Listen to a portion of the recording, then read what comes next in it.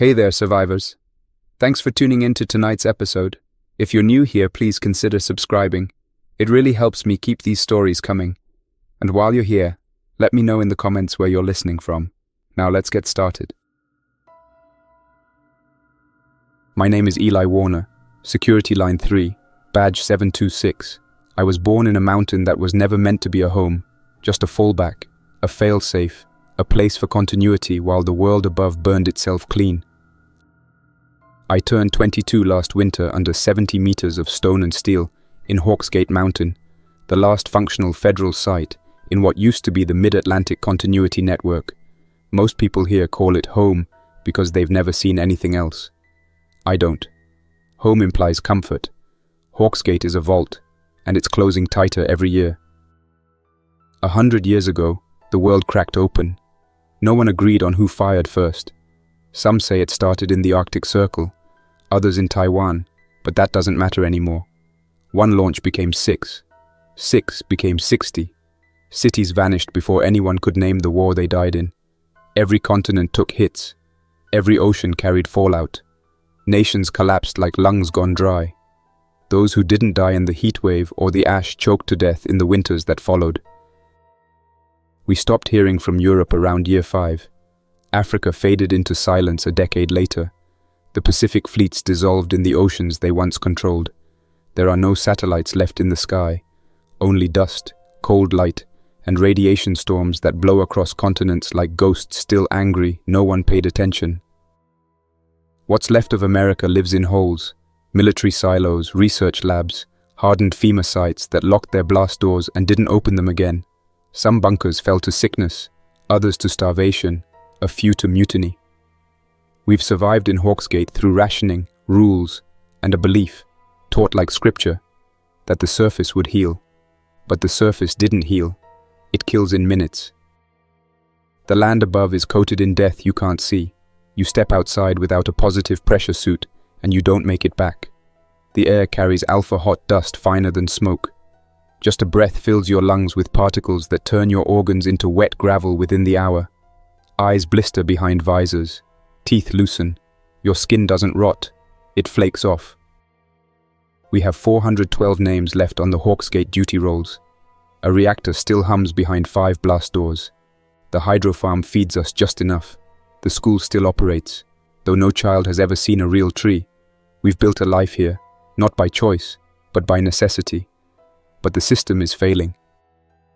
For the last 7 years, we've been bleeding safety margin like blood through a slow puncture. Air filters clog sooner.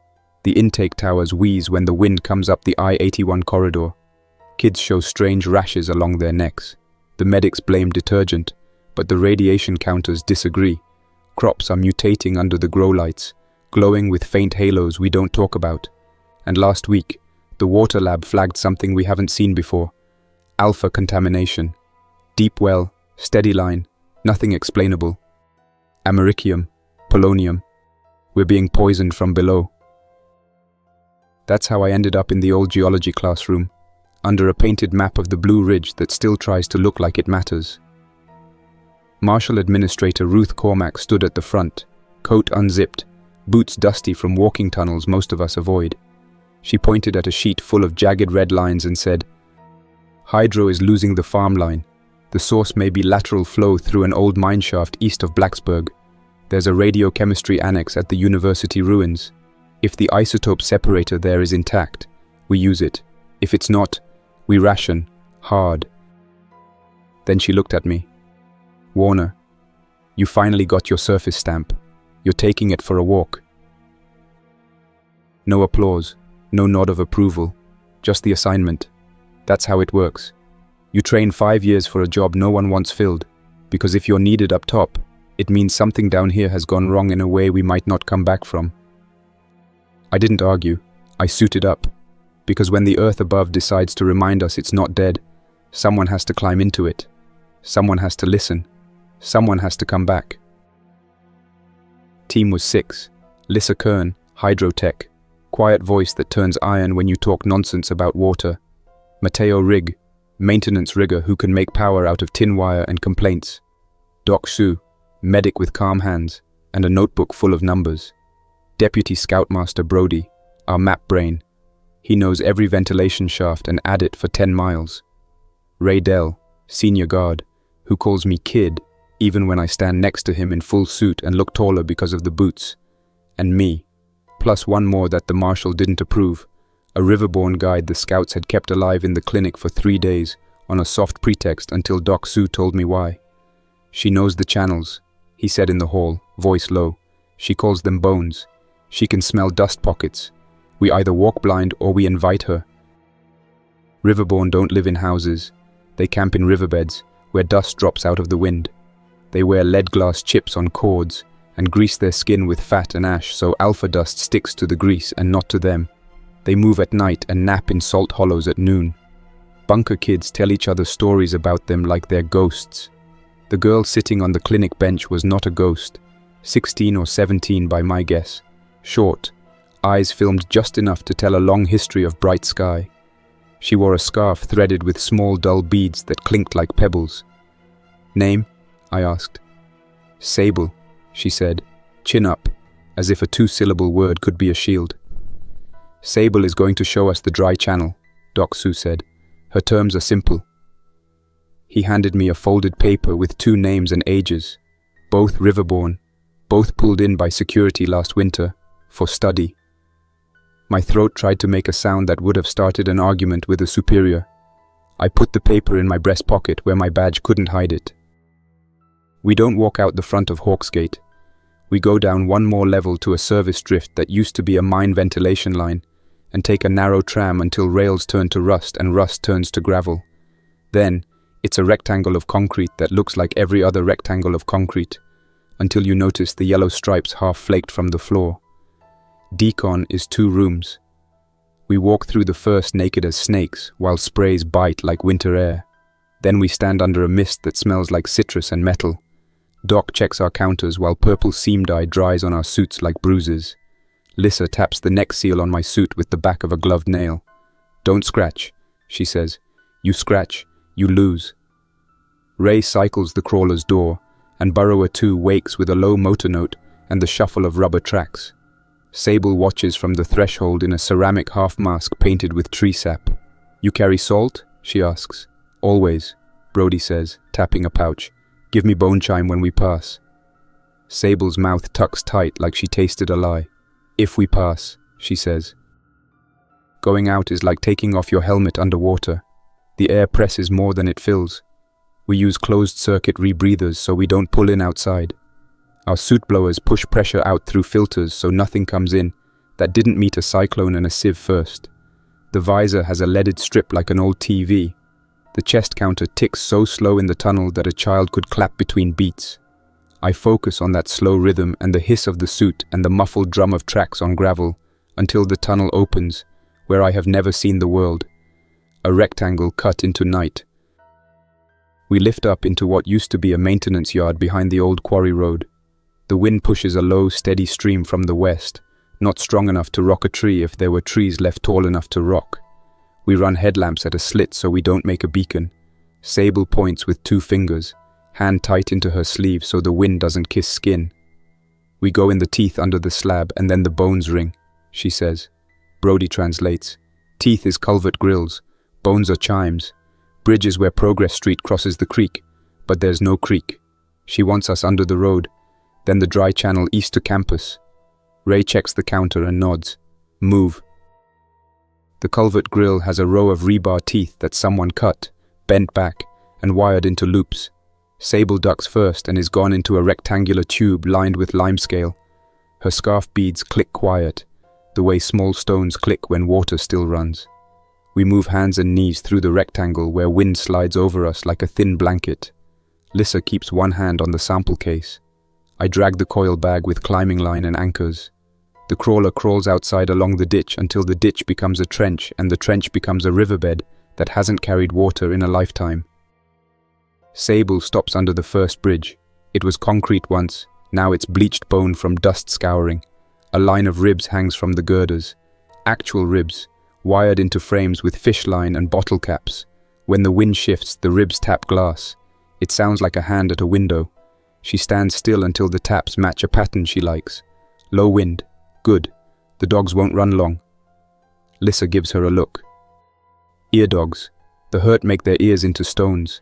They move when sound falls. Ray nods toward the trench wall. We cut across a freeway trench after this. No sparks. Tape your metal. We put friction tape around clips that could click. You measure risk here with noises no one else would notice. Under the second bridge, the ribs have numbers burned into them. Whoever hung them used a hot nail to sear digits.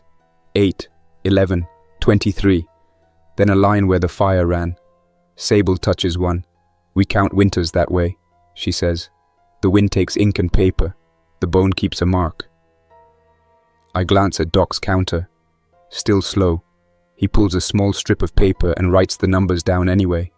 He writes everything down. The concrete walls have spalls deep enough to hide in, and in each hollow the dust has draped like a blanket that never gets shaken. The roadbed is empty of asphalt, just aggregate and metal rods. The silence looks brittle. Ray gestures low. Single file, path on the ballast, no scraping. We step like people in a museum where the floor is the exhibit. Halfway across, a ripple moves along the opposite wall. A thin wave at ankle height. Sable freezes and raises 2 fingers again. The dogs arrive with nothing like the sound dogs used to make. They stream past like water, heads low, eyelids leathered, bodies lean. A suit cuff somewhere on our line makes a small static pop. The pack's heads tilt as one. They veer. Sable flicks her hand, and a bundle arcs out. Offal packed with rock salt.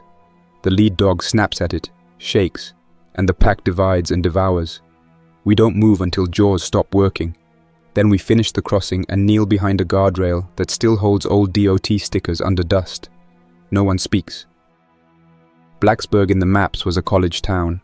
Blacksburg in the present tense is shadows, low walls, and signs that don't mean what they used to mean. Turn right on Main for food, one says, and you can see where someone stripped the sign and used it for armor. The campus spreads on a low hill. Torgerson Bridge is still a bridge because it was built like a gatehouse. We go under it, not over. Sable leads us into a stairwell where a library door is chained shut and the chain is painted with grease. She hovers her palm over the chain and waits. The air above it is still. She nods. Dust sits here. We go around. Brody smiles, even though his face is buried in a mask. See, bones and teeth, he says to me, like it's a lesson I should write on my hand. Cassell Coliseum sits like a fossil bowl. The doors are propped open with gym benches. Inside, the seats are a kind of memorial that doesn't care what game it was built to watch. On each seat, a mask rests, the cheap kind we hand out to kids in the shop class when a filter breaks and there's no time to wait. Every mask has a folded pamphlet beneath it. A pre-war program, a campus map, a brochure for a summer camp. On the scoreboard, someone painted stars on black. There are chalk marks on the wall behind the scorekeeper's table that go up to 63. I don't stop to do the math on what that number measures. We walk the bowl in a cut between rows where dust drifted in and then forgot how to leave. Hahn Hall North had a radiochemistry wing. The door to the annex is braced with angle iron and a scab of welds that would make our shop teacher sigh. We tap counters. Numbers crawl but don't run. Rig hums a tune that used to be on the cinema reels and then hates himself for remembering. Power? Ray asks. Rig shakes his head. Dead. We'll have to steal it. Lissa sets her sample case on a bench and opens the foam to check the clean vials and pipettes. If the separator core exists, it'll be behind 2 doors and 3 lies, she says. She's right. We find an inner door with a lock that looks expensive even with a century of grit in its throat. Rig works a pick, then a wedge, then a drill with a hand crank. The door opens a space and the space smells like a place where air hasn't moved in long enough to grow a skin. The room beyond holds racks, a hood, a cabinet with lead bricks, and against the far wall a box the size of a trunk with thick glass portholes and a pair of gloves built into the front. Separator box, Lissa says, voice flat, so she doesn't attach hope to a word. Doc watches his counter and nods. Glove box still reads sane. The core is probably in that housing. Rig pulls a panel and swears under his breath without using the words he wants. Power bus is cut. We need sunlight. Roof time. He looks at Ray. Ray looks at Sable. Sable looks at her fingers. The nail beds are stained with sap. Day is short in winter, long in summer, she says. We took winter path on purpose. It's late spring topside. Day is long. Then we take a short day, Ray answers. Up and back, in and out. We run a line up a service stair.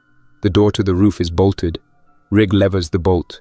The door opens, pushing a small dune of dust aside like a tide. The roof holds an old field of glass that used to be a solar array. Half the panels are fractured. Rig crouches and cleans contacts with the end of a glove, curses gently, then clamps a bypass. Give me 5 minutes, he says. Ray sets his watch to count. Sable refuses the roof. She crouches at the stairhead and stuffs a rag in the crack where the door meets the frame. The highlight licks, she says. It takes your eyes first, then the breath. I walk the parapet with a hooked pole to test ledges for glass shards that could cut a suit. The city looks pressed flat. The mountains look closer because the sky is clean of moisture. My visor blooms a hairline star when a grain hits its emblem first. I don't wait for the die to show. I kneel without thinking and press a patch over the star as if I grew up doing that in school. Rig calls. I've got it. She'll hum now. He plugs in the cable we dragged like a tail from the lab up to the roof, and the line stiffens like it's been given an opinion. We go back down into cooler air that smells like dust and old floor finish. The separator's pump tries to wake. Then it wakes. The glove box lights spill a new color into the room. Not bright, just real. We can't run the separator without water to pull through it. Lissa opens the sample case and unscrews a clean bottle. We're not hooking the farm line yet, she says. We test with a clean liter from the duct drip. She fills the bottle from a condensation line rig set under a chill pipe. Doc holds his counter to the bottle. Numbers shrug. He nods for us to start. The pump hums into a tone I will hear in my sleep later. The stream that comes out of the second valve looks like every stream I've ever seen in a room like this. Clear, placid, nothing to announce anything. Doc taps his counter against the stream and waits long enough to tie nerves into knots. Then he lifts one finger. The needle is lower. It works, Lissa says, and you can hear the hydrofarm in her voice, the rose, the green. We don't get to keep the room. The first sign is a footfall that isn't ours. The second is a glint at the edge of the window that faces the ladder well. Ray drops to a knee without a word and puts a hand up so flat it could be a plank. Still. 3 figures ease into view at the window, faces behind a layer of windshield glass lashed with wire. They wear layers of denim and padding and glass shards like scales. One has a spear made from rebar and an alternator pulley. Glasses. We've seen them in the cameras from the tower before they went blind. They live in light because glass likes light, and they worship anything that glows because glow is a map. The one in front raises a hand. Ray raises both palms and nods to show calm. We don't talk first. We let the person who can ruin us talk first. The front glasser knocks on the glass with the rebar spear. The sound makes a pure ping. He points at the floor, at the separator box, at the cable, then at his mouth. He doesn't sign for give. He signs for share. Ray answers slow with his hands. We take some, you take some, we all live. The glasser points at my badge. He taps it with the spear and makes a face I don't need to translate. Your clinic took my brother, he says through the glass layer, voice odd through the filter he wears. You took him into the white room for a test and he didn't come back. Sable steps from the stairhead like she was waiting for that script. Their white rooms eat names, she says to the glasser. But this one, she points at me, wrote 2 names on paper. The glasser's eyes flicker to me. I don't flinch. I can't fix this room and that room in one breath, I say. We can keep this water from burning your kids' throats. We can talk about the rest with people who aren't at the end of a spear. The glasser looks at the stream in the glove box like a pilgrim looks at a spring. He nods once. He points down the hall and folds 2 fingers. Valve, he says. You close wrong valve. We flood. Rig rolls his shoulders. Show me your valve, he says, deadpan. And the glasser almost laughs because men like him remember jokes even after the jokes forgot them. The sump sits under a lecture hall where seats were replaced by pallets, and the pallets by bath benches. A pipe rises from the floor and gives off a glow that looks like a broken glow stick. The air tastes like a penny left under your tongue too long. They steam the sumps, Lissa whispers. They think steam is clean. The hot brine runs to the river channel. Rig finds the wheel, and it doesn't turn. He puts his back into it. The Glasser elder, older by posture, not by hair, shakes his head and points, showing a second wheel under a sheet of poly.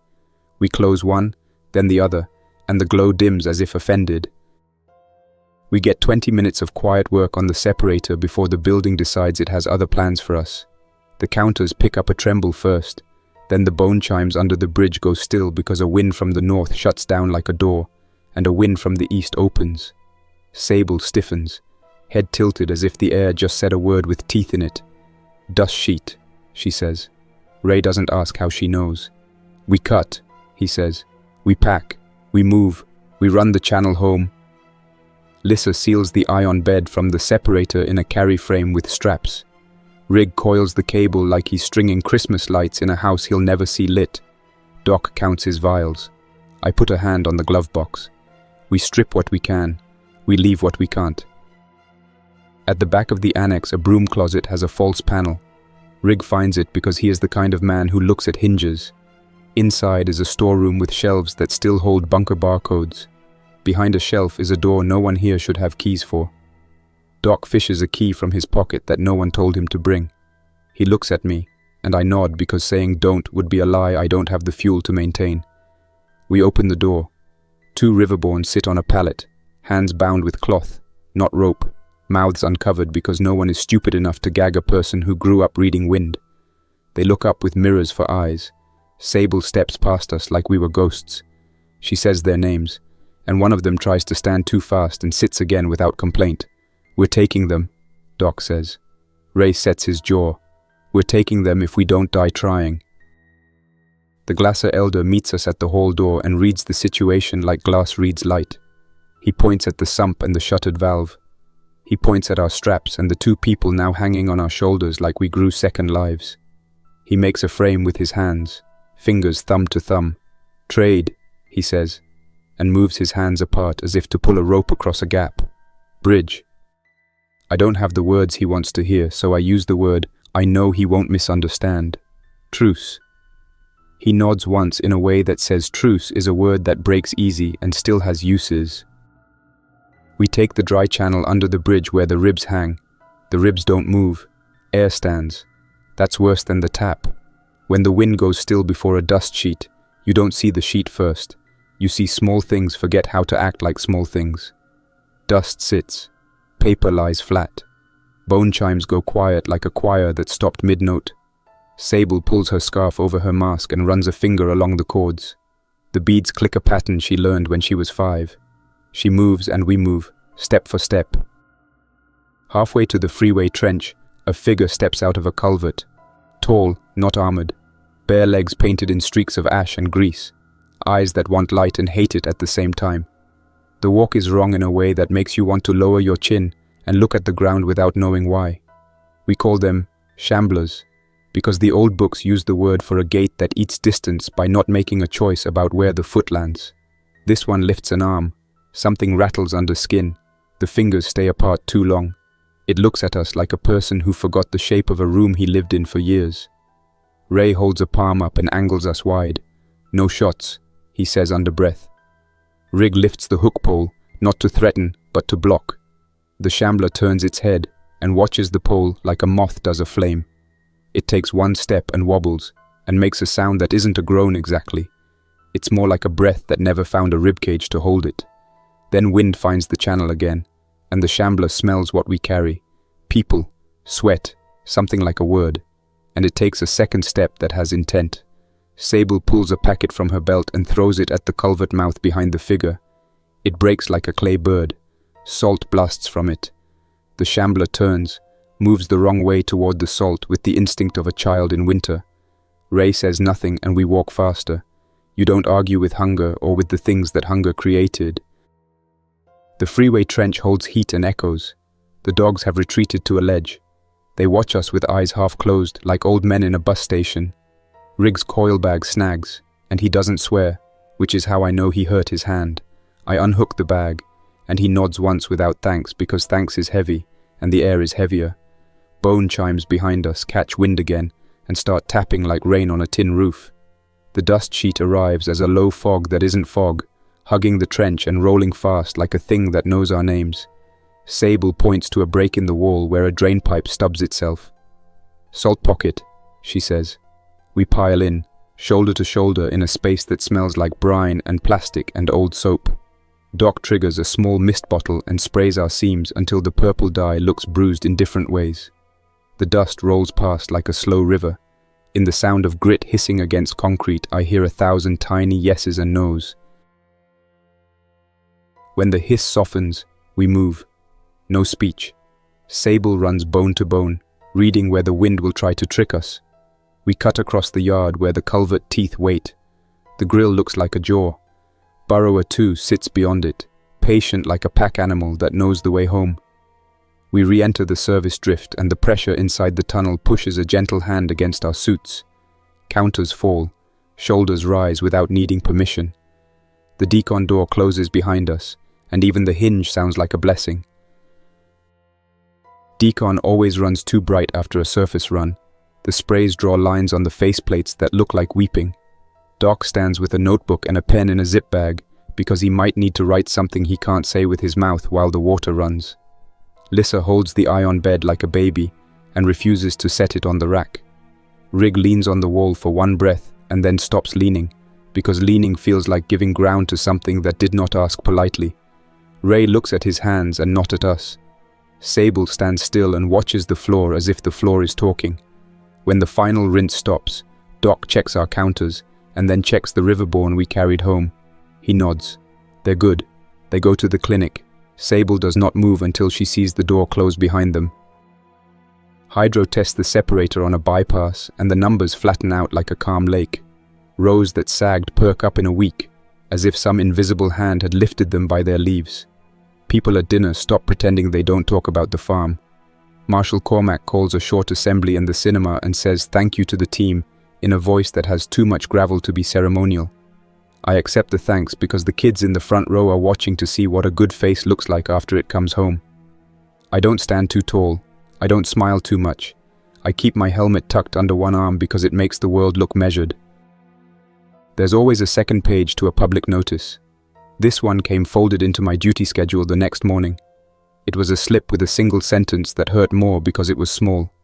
Security will recover all external test subjects with minimal delay.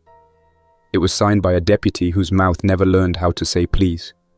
I folded the slip once, and then again, until the fold turned into white powder, and then I swept the powder into my palm, and let the palm empty into my pocket. The pocket told me there was a sheet of paper already there, with 2 names written on it in Doc's hand.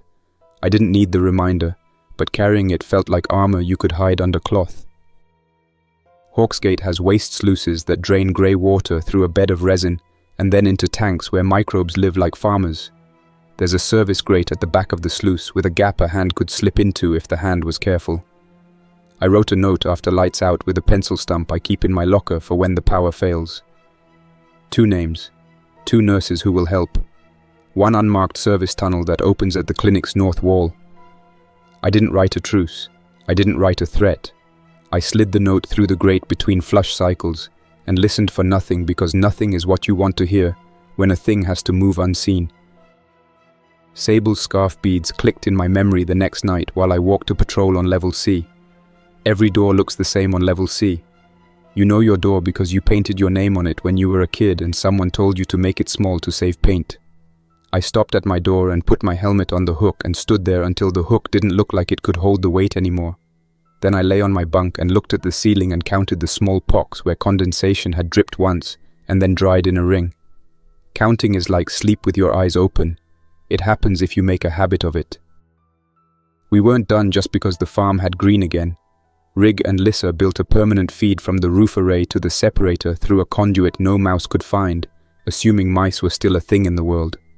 Brody updated the maps with Sable's bone chime routes and argued with the marshal about whether we could mark them on the wall without making a promise we couldn't keep. Doc spent afternoons in the clinic talking to nurses about a sudden interest in volunteer consent forms that hadn't existed for 7 winters. Ray trained 2 juniors on suit patches until their hands learned the movement without needing eyes. I took the late patrols because late is when the walls talk. Sable came back through the sluice 5 nights later in the only way a person like her can come back. Without asking, without knocking, like a piece of the place that had been misplaced and then found in a pocket you forgot to check. She stepped out of a maintenance hatch between 2 pipe runs and looked at me in the light of my patrol headlamp like I was a post driven into the ground for luck. "Your paper found hands," she said. The hands opened a door. She touched the scarf. The beads made a new sound ever so small. The white room is smaller when 2 people leave it, but people with badges remember, and people with glass remember, and the dust always remembers. I didn't ask how she got in, because asking meant writing it down in a report. I said, "There's a way to do this without more doors getting welded shut. It needs someone who can talk to a bridge without breaking it." She looked at me like I'd said the sky could be folded and put in a pocket. "You want to be that person," she said. It wasn't a compliment. It wasn't an accusation. It was a weight. Ray found us in the hatchway and didn't raise his voice. 2 minutes, he said to Sable, and then I do my job.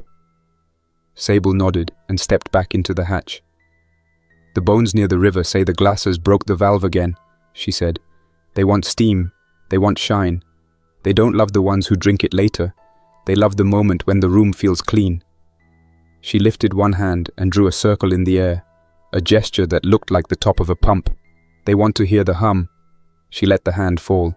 "So do you." Then she was gone. Ray looked at me and didn't need to ask what she said. "We'll fix the valve," he said, as if that were the end of the sentence. We went back out a week later with a second coil of cable and a box rig built out of dead radios and a motorcycle alternator. He called it a poor man's conscience. It wasn't a weapon. It was a way to listen to hums no one else could hear from 100 yards out, to tell a safe pump from a bad one without touching the wheel. "If they want shine, we give them song," he said, "and then we make the song change key." I didn't laugh. Lissa didn't either. We moved under bridges that remembered our steps. The ribs tapped an old measure.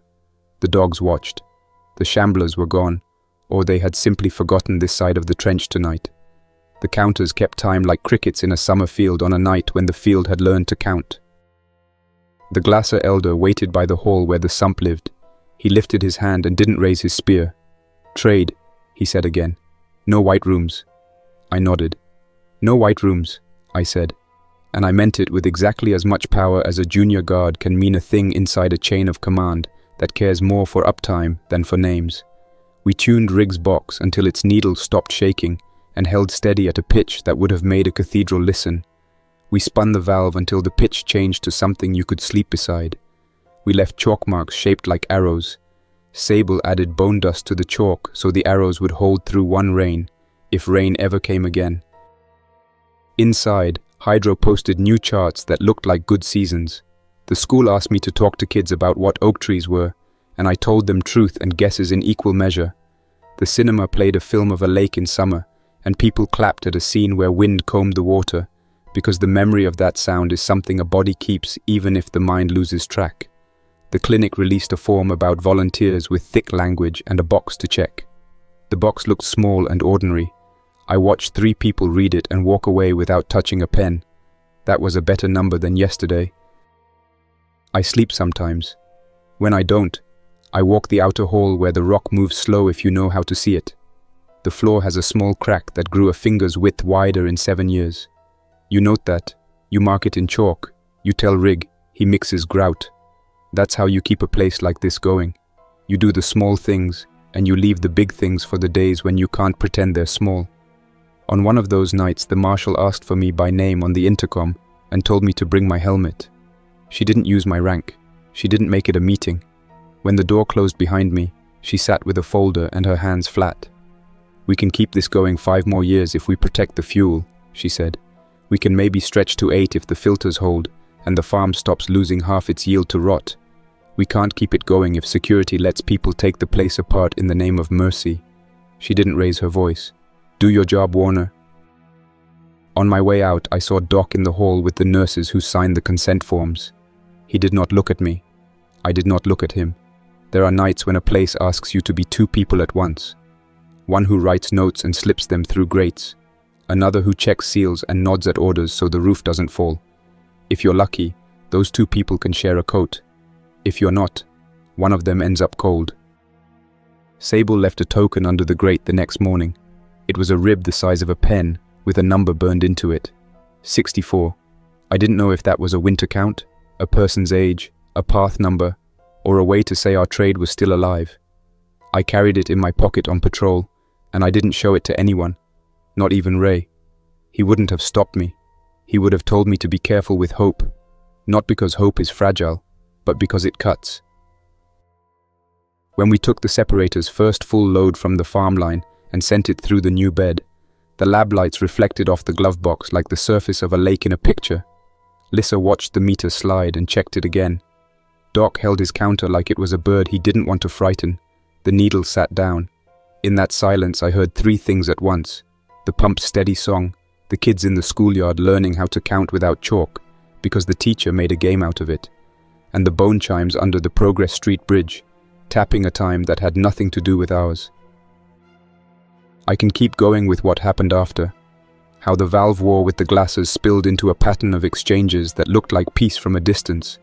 How security's order about recovering test subjects met a barricade no one planned, but everyone recognized when it appeared.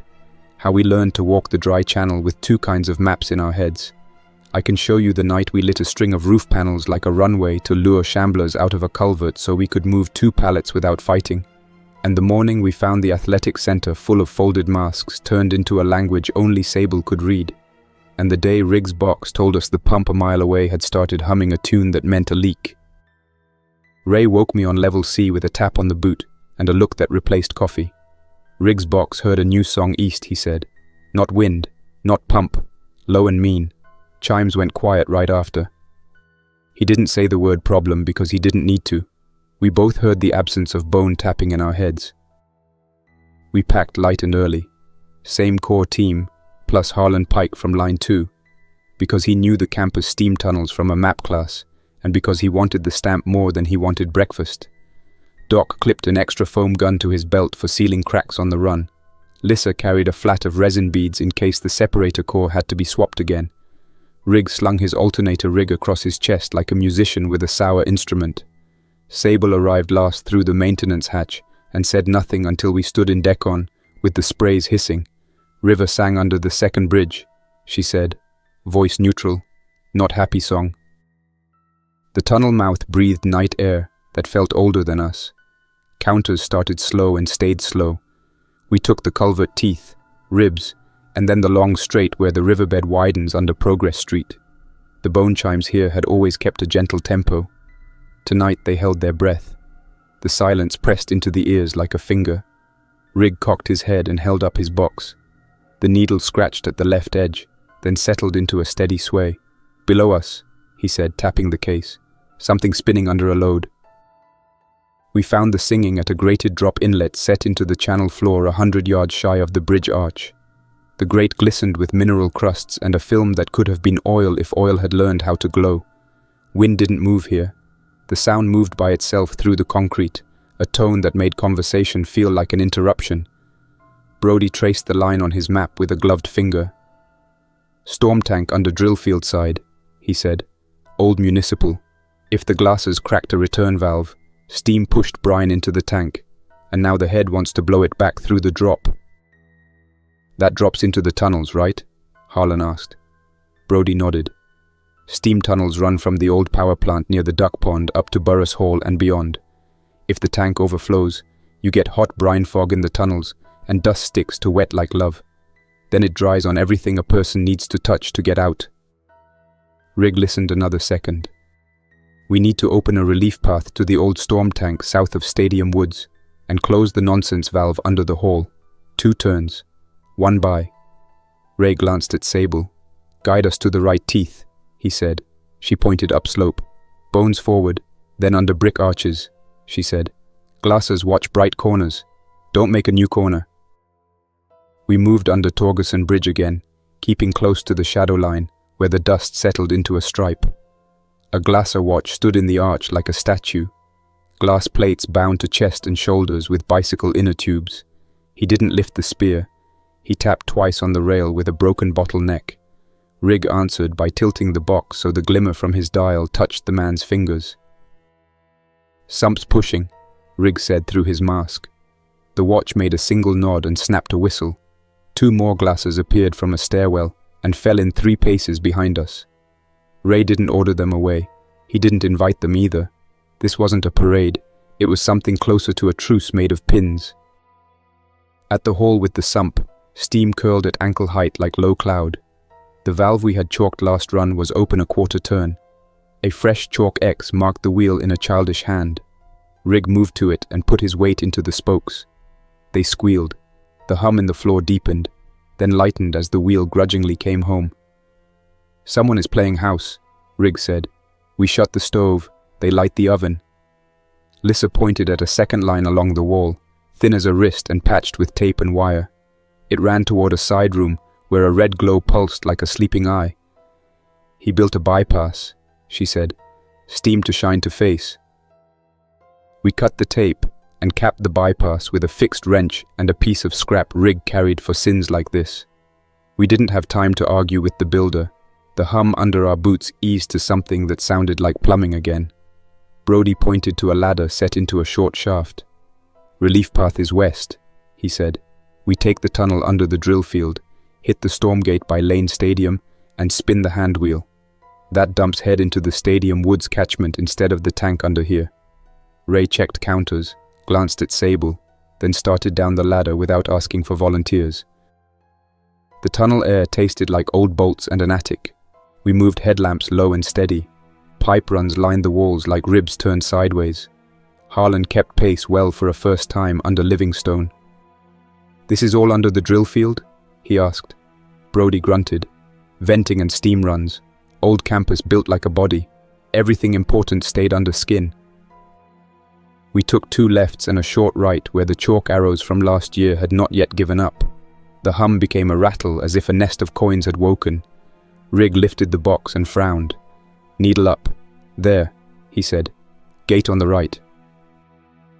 The hand wheel sat behind a grill with 3 missing bars. Someone had scrabbled at the remaining bars with a screwdriver and faith. Ray passed the pry bar to me. 2 minutes, he said. I worked a bar end and peeled it like a bad scab. The wheel moved a quarter turn and stuck fast like a jaw clamped on a lie. Rig slid past me with a short lever, and we worked together until the wheel gave another fraction, and then suddenly loosened enough to throw my shoulder against the wall. I didn't swear. Doc was right behind me with the foam gun and eyes on the seam die. The rattle in the tunnel dropped into a long exhale. Steam thinned. A small wind moved the dust in a way that said the world had remembered how to circulate. That was the moment when the quiet upstairs broke in the wrong way. A crack ran across the bridge above us that had nothing to do with pipes or wind. It was the sound of a net cannon firing. Sable stiffened and shuffled backward, head turned toward the ladder. "Security," she said. Her fingers counted to 3. I knew that cadence. It was the time it took a second net round to cycle. Ray pointed at Doc and Lissa. "Hold this gate," he said. "If it creeps, lock it with that wrench. Rig, Harlan, with me." We moved back to the ladder at a pace that did not waste steps. The bridge scene surfaced like a bad picture. 2 Hawksgate guards in decon grey rushed out of the shadow of a culvert, one with a net launcher on his shoulder, the other with a shock pole. A third stood back with a line bag and a bolt cutter. 3 glassers had thrown up their glass shields and were backing toward the arch. A riverborn boy no older than 12 had his foot in a wire snare that pulled his leg up into a stance that hurt to look at. Sable hissed through her mask and stepped to the side, fingers finding the knot that would drop a curtain of ribs onto the guard with the pole if the curtain had not been wired open. The curtain had been wired open. "Stand down," Ray called, voice flat. He did not add ranks. He did not name a commander. The guard with the launcher pivoted and nearly took a shot at Ray before recognizing the helmet stencil. Helmet recognition saved us a round we didn't want to cut out of a friend's suit. "Order from Marshal," the guard said. "Recover test subjects. Minimal delay." He looked at Sable like a person looks at a knot in a wood plank. The shock pole hummed, and the guard holding it tested the air like someone checking rain. Back it up, Ray said. Wrong time, wrong place. We have a pressure issue. We have a negotiation live. You fire that hardware and you break a bridge that feeds children. He did not raise his voice. The guard with the shock pole did not lower it. Children get food if the marshal keeps control of the clinic, the guard said. That means returning assets. He didn't say people. He said assets like the word would keep dust off a tongue.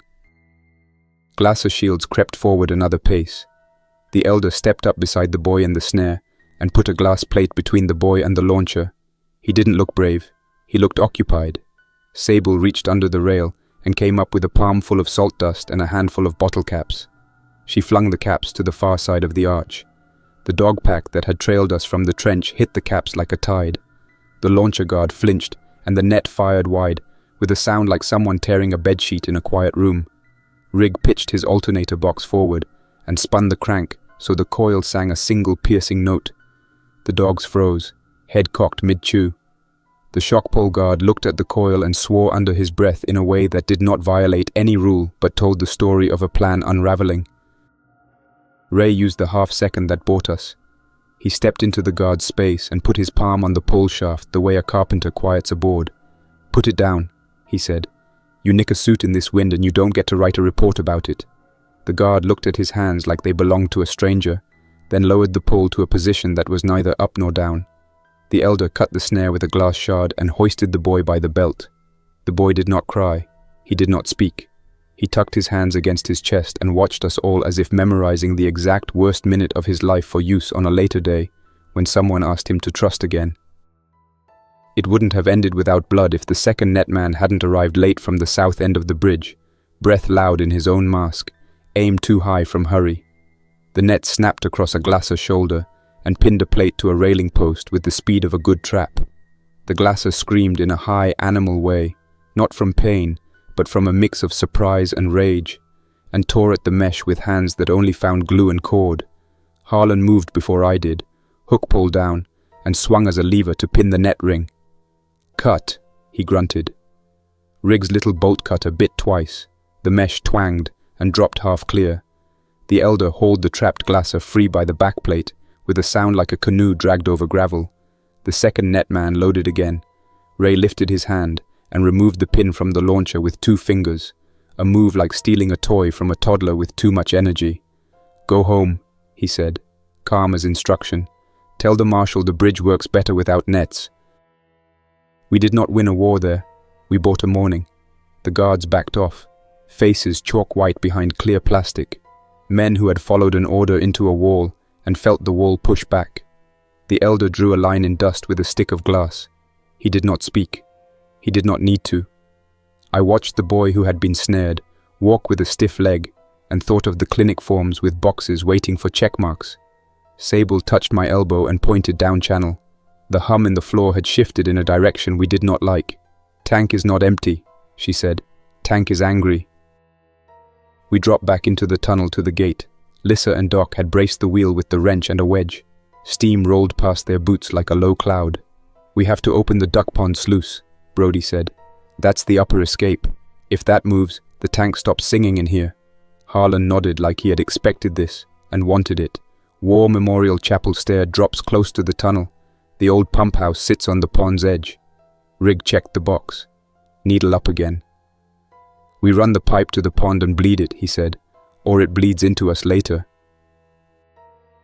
The steam tunnel under Burris Hall had always felt like a secret. Tonight it felt like a plan that forgot half of itself.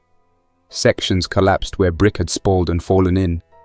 We went single file through a narrow where our tanks scraped on the wall.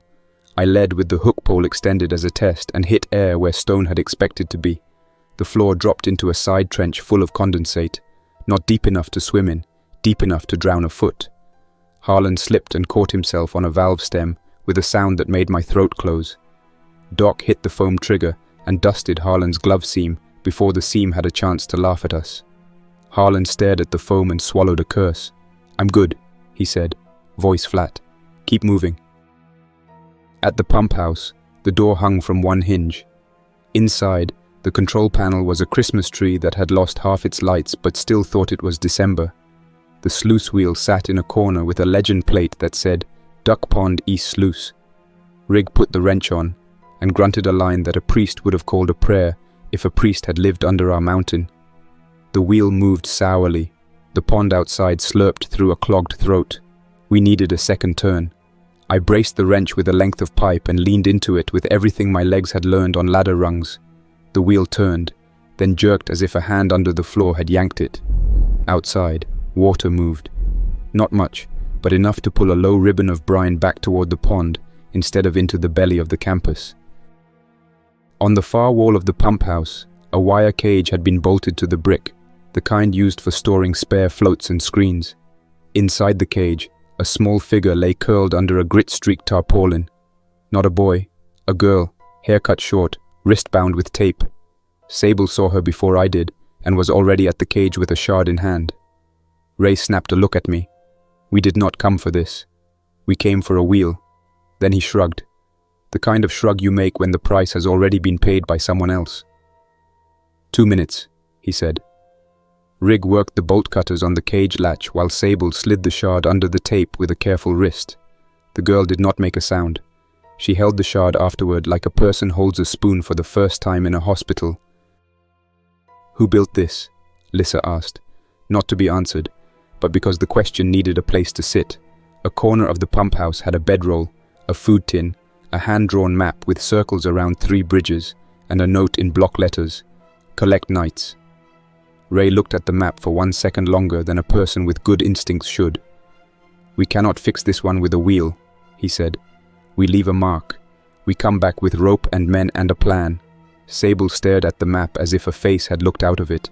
"He smells like iron and makes a soft step," she said. "Bones dislike him." We left the pump house with the sluice open and the girl between Sable and Doc. The hum under the campus had stepped down to a grumble. Steam thinned in the tunnel like fog lifting off a river in a picture book. At the hall, the elder had his palm on the wall, feeling for the new song. He nodded once. "Better," he said, then looked at the girl. "Worse," he added. He did not ask where we found her. He took the shard from her fingers and gave her a strip of glass with a hole drilled in it, a token that meant more to her than any paper I could write. The walk home held 3 small problems that wanted to be big. A shambler stepped into the channel just as the wind paused and sniffed at Doc's coat as if a coat could be food. Doc shifted his shoulder so the coat became uninteresting. A dog pack tested Rig's box again and decided to leave because the note he played was pitched like an argument no one wanted to join. A patch on Harlan's glove went from wet to dry to brittle in a way that would have led to a crack if Lissa hadn't slapped a second patch over it without asking first. None of those moments made a story by themselves. Together they made the kind of hour you put in a pocket with the rib token and carry. Decon bit and the final rinse slapped. The clinic took the girl without a form because Doc stood in the doorway and did not move. The elder waited just outside the clinic door until Sable came back out and nodded once. Then he and 2 glasses walked away without looking over shoulders. Ray wrote a report that read like a page of numbers. I wrote one that left out the map in the pump house because I wanted to pick the day that map entered the building. Rig went to the shop and tuned the separator hum until it sat in the center of the dial and didn't waver. Lissa slept on a bench by the glove box, and no one asked her to move. Marshal Cormack called me in the next morning. She did not bring the deputy who liked the word asset. She brought her old mug with the faded crest from a unit that never made it to the mountain. "You interfered with the recovery," she said. "No heat in it, just statement." "I prevented a brawl that would have cost filters and a boy's leg," I said. "We opened sluices. We redirected pressure. We brought home a child from a cage built by someone who is not us." The marshal sipped and blinked once like a person who had slept less than me. "Security doesn't bargain with river folk at our floodgates," she said. "Security secures." She set the mug down. "But the farm looks like spring again, and the counters outside my office are the lowest they've been in 3 years. So I will say this once. The bridge holds as long as it holds. Do not walk it as if it were stone." On the 3rd night after the sluice run, Rig brought his box to the hydro lab and pointed at the chart paper with a finger that shook for reasons he would call caffeine. The needle had picked up a sway from the south, lower than before. Not a pump, not a valve. Brody laid the map out on the bench and traced the new river with the edge of his glove. "Claytor Lake," he said. Damn. Ash pits. Pre-war waste ponds. If a wall gave out, you'd get pulses. Hot fog. Whole valleys breathing wrong. Lissa closed her eyes for a second that had nothing to do with sleep. If the lake coughs, she said, we drink it next winter. We started loading Burrower 2 with more than we usually carried. Extra resin, 2 spare seam kits, a collapsible jack, rope nets, hand mics with 200 feet of wire, chalk with bone dust mixed in by Sable's hands, and a roll of prayer someone had written on the back of an equipment checklist. Ray checked the forward lights and the wash nozzles, and the oscillator on the belly that could shake dust from the tracks.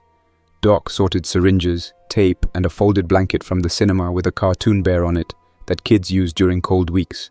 He put the blanket in a dry bag. No one laughed at him. I walked down to the Progress Street Bridge at shift change and listened to the ribs. They tapped a slow count, like a clock in a house where someone had moved out last week and the dust had not settled yet. Sable stood beside me without any sound at all, as if her feet knew exactly which grains not to rub. Southbones talk quiet, she said. Quiet is not peace. Quiet is weight. She pointed her chin down the channel in the direction of the river.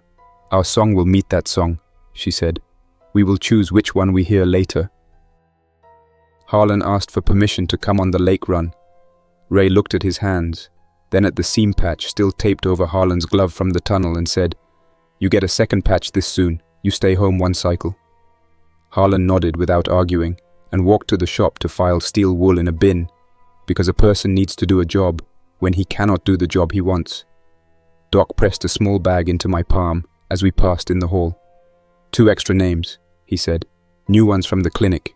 If we see any doors with our barcodes south, we open the doors.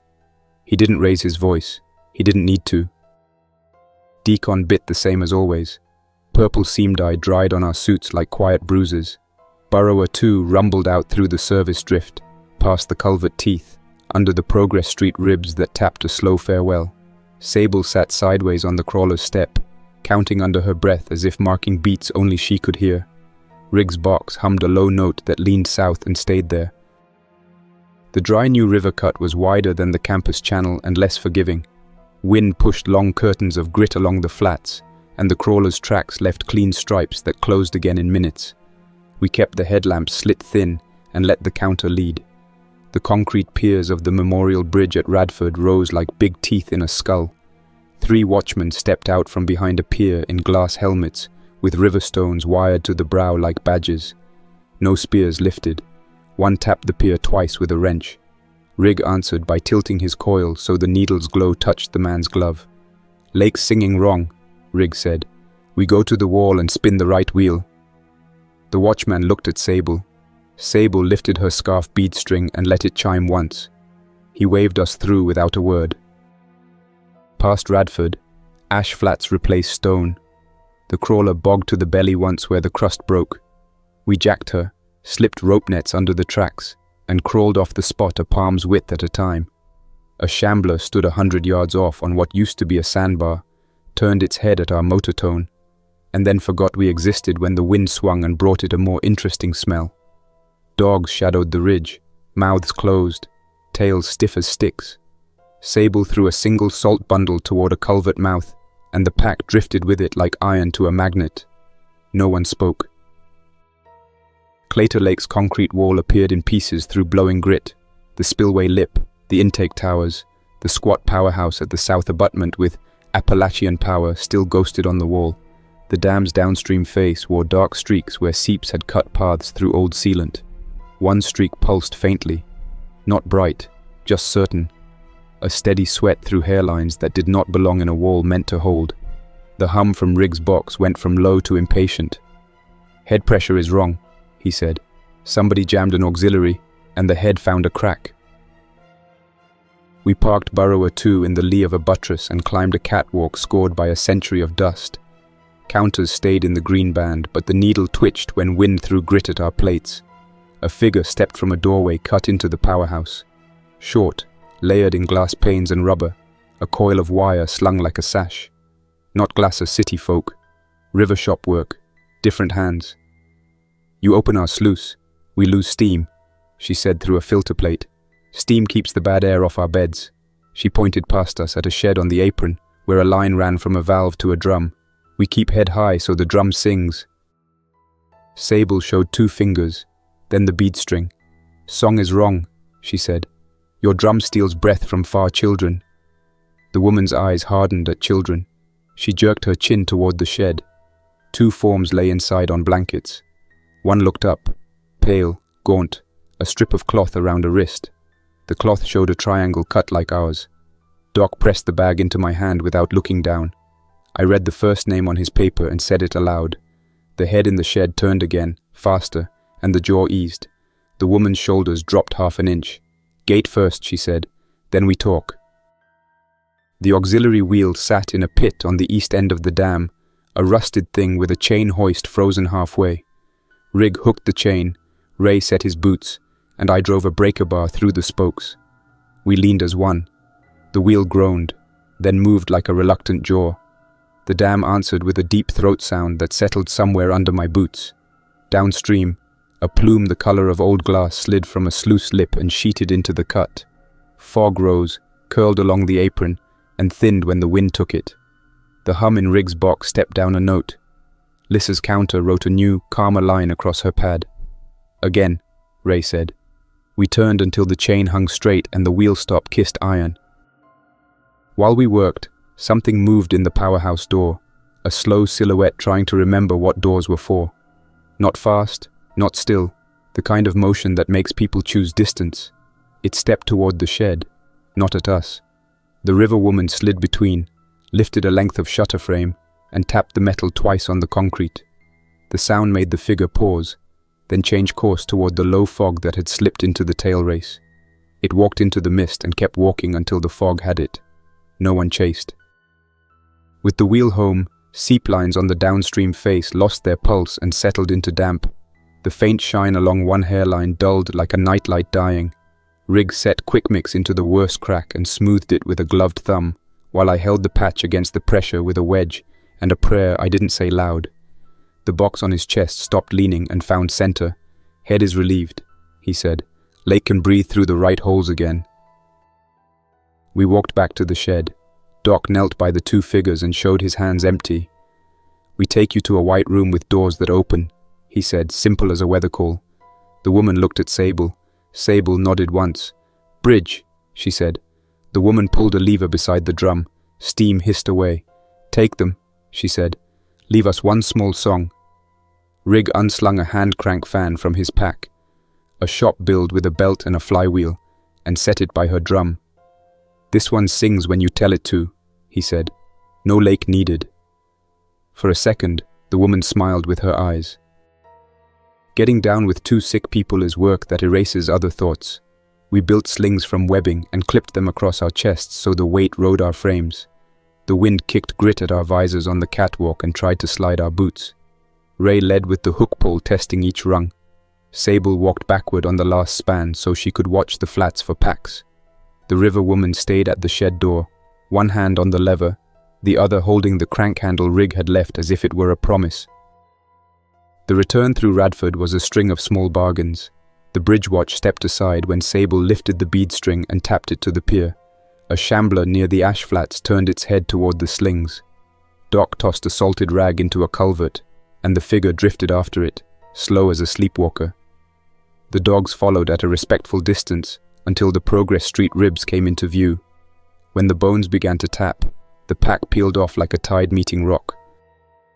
Decon took longer because Doc stood between the showerhead and the stretchers and told the technicians he would sign for anything that broke from being hurried, but he would not sign for a seam patch missed because hands moved too quick. The 2 from the shed went through the white room doors. They closed behind them and then opened again, fast, the way good doors should. The nurses with the consent forms didn't speak. They wheeled the beds without looking at Ray's badge or mine.